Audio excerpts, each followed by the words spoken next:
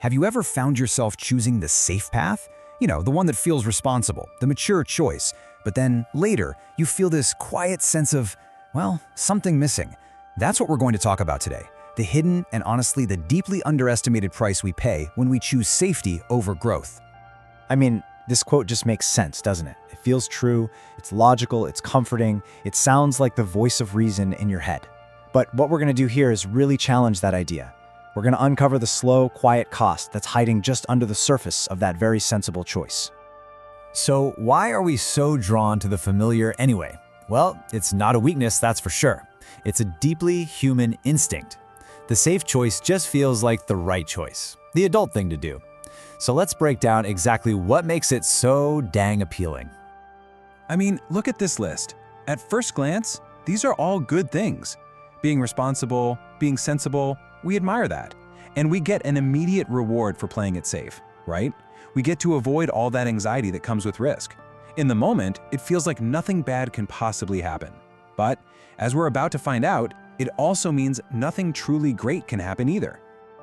And this right here, this gets to the absolute heart of the issue. The damage isn't some big, dramatic explosion. It's more like a slow leak, a subtle shrinking of your world, your potential, and your spirit. And it happens so gradually that you might not even notice it's happening until you feel the walls closing in. So after you've been in that safe harbor for a while, the first cracks start to show. And they aren't loud alarms going off. No, they're quiet, kind of confusing emotional signals. It's like this background noise that tells you something's a little off, even when everything on the surface looks totally fine. Okay, so the very first price you pay is this persistent feeling of restlessness. You can't quite put your finger on it. Your life is stable, nothing is wrong, and yet you feel agitated, maybe a little distracted, and just unmotivated for reasons you can't really explain. Now, it is so important to understand this difference. This isn't just boredom that you can solve with a new hobby. No, this is your mind and your spirit kind of rebelling against stagnation. It's the feeling of a powerful engine that's just been left to idle for way too long. It's the ache of potential that has absolutely nowhere to go. And right alongside that restlessness, another feeling starts to creep in, a quiet but really persistent self-doubt. It doesn't shout at you, it whispers.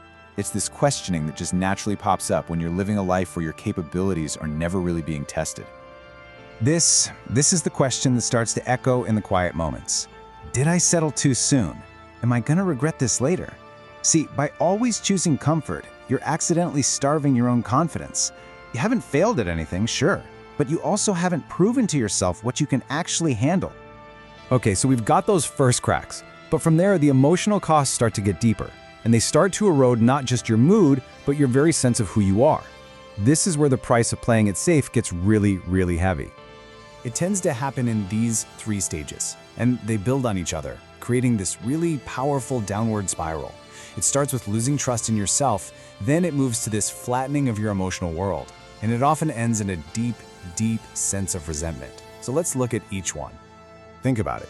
Every single time you avoid a challenge that you know deep down you should probably face, you send a message to yourself. And that message is, I can't handle this. You start to trust comfort more than you trust your own courage, and slowly but surely your confidence just fades away. And that loss of trust leads directly to this, emotional numbness. Here's the thing about emotions, you can't selectively turn them off. In your effort to avoid the lows, the fear and the failure, you accidentally dial down the highs, the excitement, the passion, the joy. Your life becomes stable, predictable, and emotionally flat. And finally, there's resentment. But it is crucial to understand where this comes from. This isn't jealousy of other people who took risks. It's an internal feeling. It's this profound grief for the versions of yourself you never allowed to exist, for the paths you were too afraid to walk down. So, all of this leads us to the biggest psychological twist in this whole story. There is this huge irony at the heart of playing it safe. The very strategy we use to try and control our fear actually ends up giving it more power over us. We assume that by steering clear of the things that scare us, the fear will just go away. But the reality is the exact opposite. Every time you avoid discomfort, you are training your nervous system to see it as a real threat. You are literally teaching your fear to be in charge.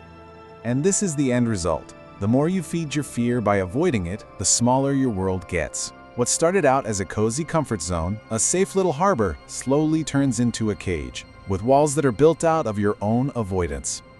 So what's the way out of the cage? Well, it's not about becoming some reckless risk taker. It's about shifting your perspective, embracing an alternative path, one that's built not on the absence of fear, but on the presence of purpose. This is the key. Intentional courage isn't about jumping out of a plane for no reason. It's about having that tough conversation, or applying for that ambitious job, or starting that creative project you've been dreaming about. It's about choosing a discomfort that has the potential for growth and meaning, instead of clinging to a comfort that guarantees you stay exactly where you are. And ultimately, it all comes down to a choice. And it's not a choice between success and failure. It's a choice between two very different kinds of pain. The sharp, but temporary, pain of failure, and the dull, chronic ache of regret. Just think about this for a second. Failure stings. Of course it does, there's no doubt. But it's an event. You learn from it, you heal, and you move on, usually stronger than before. Regret? That's a whole different animal. It's not an event, it's a ghost. It just lingers, it haunts the quiet moments, and it's always reminding you of what might have been. And that really is the bottom line. The deepest emotional pain isn't found in trying and failing. It's in looking back and realizing you never really tried at all. You can survive a mistake, but the emotional cost of a life that's defined by what you didn't do, well, that is a much, much heavier burden to carry. So we're left with this simple but incredibly powerful question. When you look back on your life, do you want it to be defined by the pain of mistakes that you learned from, or haunted by the two words of a possibility you never even explored? What if?